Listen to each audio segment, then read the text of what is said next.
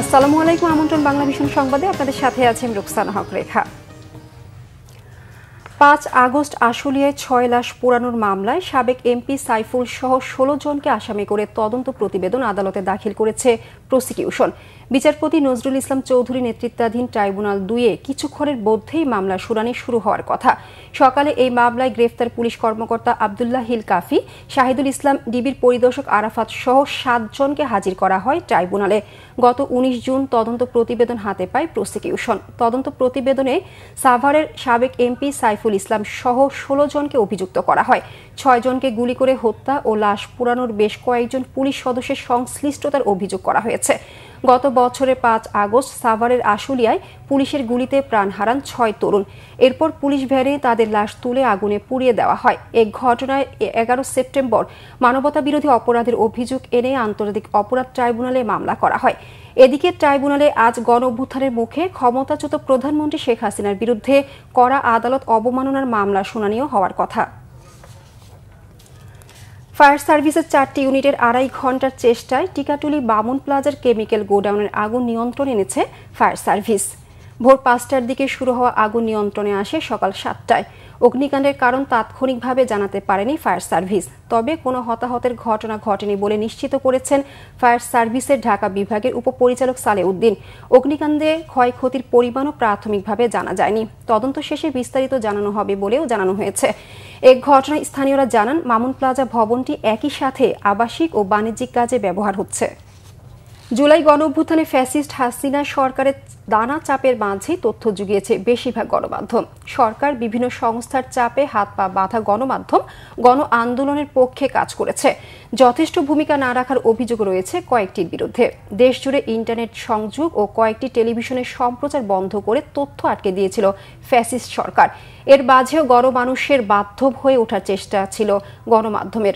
Report ঈশান নাসরুল্লাহর। সরকারি চাকরিতে কোটা বিরোধী আন্দোলন শুরু হয় ২০২৪ সালের ৬ জুন। শুরুর দিকে গণমাধ্যমের দৃষ্টি কম থাকলেও আন্দোলনের তীব্রতায় সেটি জায়গা করে নেয় টিভি নিউজের হেডলাইন ও পত্রিকার প্রথম পাতায়। জুলাইতে আন্দোলন তীব্র হয়ে উঠলে তখনকার শেখ হাসিনা সরকার তথ্য প্রচার না করতে এবং আন্দোলনের বিরুদ্ধে নেতিবাচক সংবাদ প্রচারে চাপ দিতে থাকে গণমাধ্যমগুলোকে। দেশজুড়ে বন্ধ করে দেয় ইন্টারনেট সংযোগ। বাংলা ভিশন সহ কয়েকটি টেলিভিশনের সম্প্রচার কয়েক দফায় হঠাৎ বন্ধ করে দেয় হাসিনা সরকার।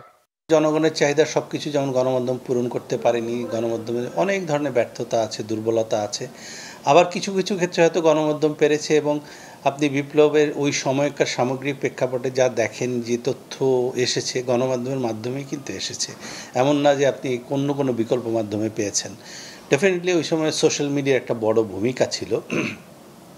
বাট এক্ষেত্রে প্রচলিত বা যেসব গণমাধ্যম তখন কাজ করেছে তারাও কম বেশি অনেকে চেষ্টা করেছে। আমি আবারও বলছি, এর মধ্যে কারো চেষ্টা স্বপ্রণোদিত ছিল, কেউ হয়তো ইচ্ছা করে আত্মসমর্পণের জায়গাটা বেছে নিয়েছেন। গণঅভ্যুত্থানের প্রতিটি স্তরকে এই বেগবান করার ক্ষেত্রে গণমাধ্যম নানানভাবে ভূমিকা রেখেছে। এবং আপনি দেখুন, যখন টেলিভিশন চ্যানেলে গণহত্যার খবর দেখাতে পারছে না, সেই সময় সে যখন অন্য একটি সাধারণ নাটক দেখাচ্ছে বা এমন একটি ডকুমেন্টারি দেখাচ্ছে যেটাতে মানুষের কোনো আগ্রহ নেই, তখন মানুষও ওই গণমাধ্যম দিয়ে বুঝতে পেরেছে যে এই টেলিভিশন মূল খবর দেখাতে পারছে না। এই যে খবর দেখাতে না পারা, অর্থাৎ একটা চাপ তৈরি করা হয়েছে, এটাও কিন্তু মানুষের মধ্যে এক ধরনের প্রতিক্রিয়া তৈরি করে। সেই প্রতিক্রিয়ায় কিন্তু আমরা দেখেছি মায়েরা শিশুদের হাত ধরে রাস্তায় নেমে এসেছে। ফেসবুক বন্ধ হয়ে গিয়েছিল। আপনি যে বলবেন যে শুধু গণমাধ্যম নয়, সামাজিক যোগাযোগ মাধ্যম দেখে, না, এটা সম্ভব নয়। গণমাধ্যমই সে সময় মুখ্য ভূমিকা পালন করেছে। অনেক সাংবাদিক সেখানে ব্যাপক সাহসী ভূমিকা পালন করেছে।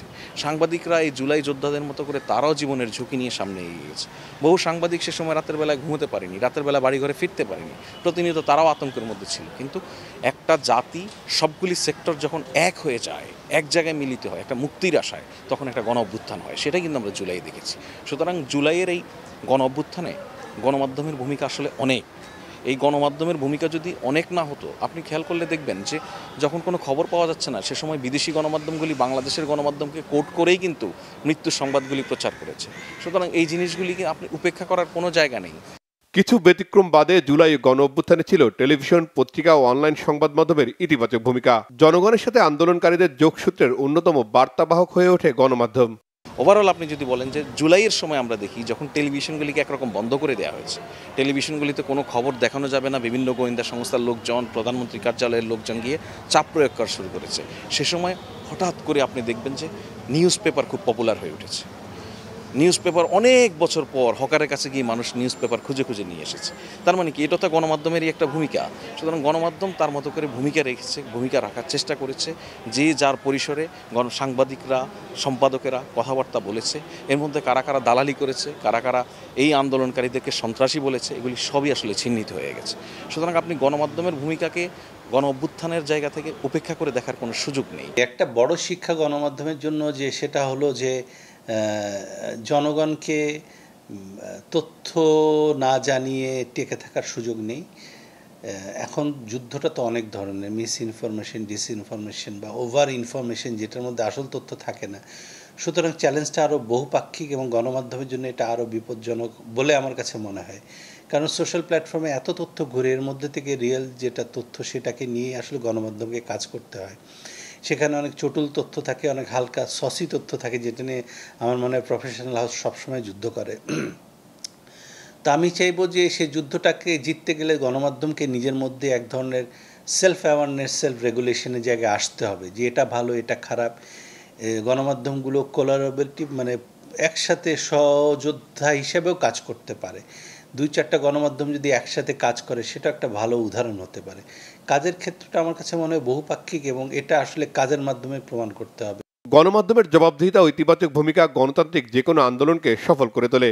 শুধু সংবাদ পরিবেশন নয়, জনমত তৈরি ও জন আকাঙ্ক্ষার প্ল্যাটফর্ম হিসেবে সমালোচনাকে সঙ্গী করেই নতুন বাংলাদেশ গঠনে ভূমিকা রাখবে গণমাধ্যম। রিশান নাসরুল্লাহ, বাংলাভিশন, ঢাকা। শর্ত সাপেক্ষে গাজায় 60 দিনের যুদ্ধবিরতিতে ইসরায়েল রাজি আছে বলে জানিয়েছেন মার্কিন প্রেসিডেন্ট ডোনাল্ড ট্রাম্প। এতে রাজি না হলে হামাসের জন্য চরম পরিণতি অপেক্ষা করছে বলে হুঁশিয়ার করেছেন তিনি। ইসরায়েলের প্রধানমন্ত্রী বেনিয়ামিন নেতানিয়াহুর ওয়াশিংটন সফর, আজ হোয়াইট হাউসে বৈঠকের কয়েকদিন আগে গাজা যুদ্ধবিরতি নিয়ে এমন বার্তা দিলেন প্রেসিডেন্ট ট্রাম্প। ইসরায়েলের সম্মতির কথা সামাজিক মাধ্যমে জানিয়ে ট্রাম্প বলেছেন, শর্তসহ চূড়ান্ত প্রস্তাব মিশর ও কাতার জানাবে। যুদ্ধবিরতির মধ্যস্থতাকারী দুই দেশের কঠিন চেষ্টার বিষয়টি উল্লেখ করেছেন মার্কিন প্রেসিডেন্ট। 60 দিনের এই যুদ্ধবিরতি কার্যকর হলে একে স্থায়ী রূপ দিতে ইসরায়েল ও হামাসের মধ্যে আলোচনা শুরু হবে বলেও জানিয়েছেন ট্রাম্প।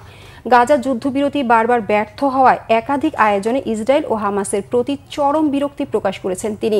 গাজায় সহিংসতা বন্ধের জন্য হামাসকে নিরস্ত্রীকরণের শর্ত দিয়ে রেখেছে ইসরায়েল। নেতানিয়াহু গাজায় সহিংসতার অবসান চান উল্লেখ করে আগামী সপ্তাহে যুদ্ধবিরতি চুক্তিতে পৌঁছাতে দৃঢ় আশাবাদের কথাও জানান ট্রাম্প। এদিকে যুদ্ধবিরতির মধ্যস্থতার মধ্যেই গাজায় হত্যাযজ্ঞ অব্যাহত রেখেছে ইসরায়েলি বাহিনী। বুধবার সকাল পর্যন্ত 24 ঘন্টায় আরও অন্তত 109 জন ফিলিস্তিনিকে হত্যা করা হয়েছে। তাদের মধ্যে 28 জনই ত্রাণ বিতরণ কেন্দ্রের বাইরে অপেক্ষা করছিল। এই ছিল এখনকার মতো, পরের সংবাদ বেলা 12টায় দেখার আমন্ত্রণ রইল। এছাড়া বাংলাভিশন সংবাদ ও সংবাদ সংশ্লিষ্ট অনুষ্ঠান দেখতে ভিজিট করুন www.bbnews24.com ও facebook.com/বাংলাভিশন নিউজে এবং সাবস্ক্রাইব করুন youtube.com/বাংলাভিশন নিউজ। ধন্যবাদ সবাইকে।